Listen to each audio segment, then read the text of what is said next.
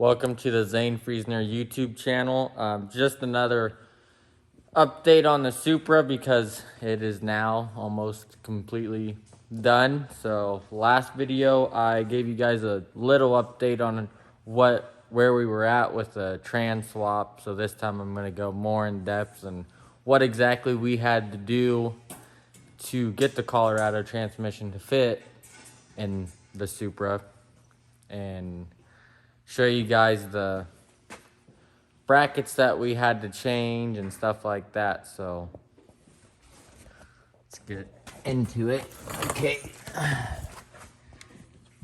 so under it, to get the trans in the car to begin with, we had to take the passenger side header out because the trans we had to take the header out and then loosen the motor mounts and tip the motor up to where the trans would fit in there, and then, you know, put it all back together. And then back here, this mount right here, this trans mount here, we took out, and then the people that originally had the automatic in here had this plate right here. They had welded a plate in here and drilled holes in it.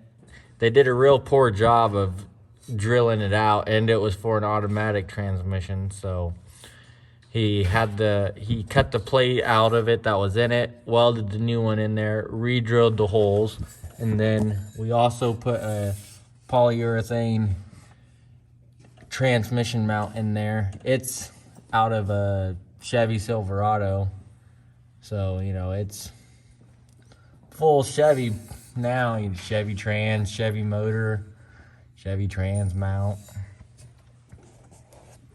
And then the real cool part is inside the cart.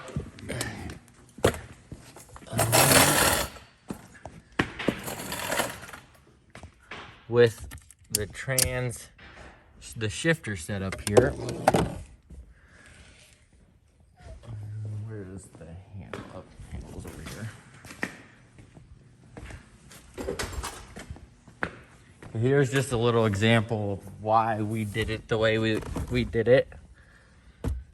So the Chevy Colorado transmission, the shifter itself sits a lot farther forward than what we wanted. So here's the original handle position where it would have been if we wouldn't have made the remote shifter like we did with this trans mount handle or shifter handle in there.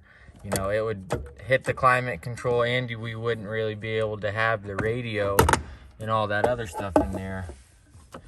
So my buddy Dusty here, the guy working on the car, built me this pretty sick remote shifter.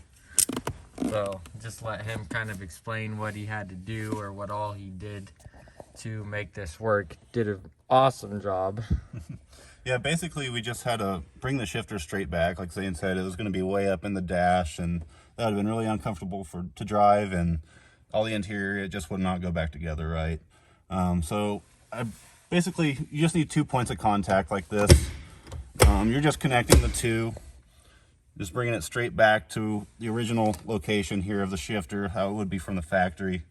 The previous owners of this car had chopped all this out to fit that transmission, the 4L60. So I had to come through here and replate all this floor back into place. I went ahead and boxed in a little mount for this Heim joint here. Let's see.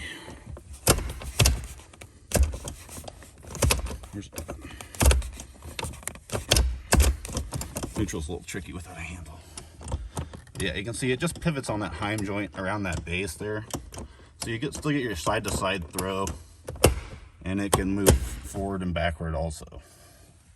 It's pretty basic, really. I made this drop down enough to clear the console piece there, and hopefully it all clears and goes back together as it should. Well, like I said, I just wanted to give you guys a little update and, you know, really show what we did well, say he did most of the work. Would, like I said, just like to show you guys why, explain why and how we did it. So that'll be all for this little video, but thanks for watching. If you guys could like, comment, subscribe, comment what you want to see, or, you know, if you want me to explain what else we did. But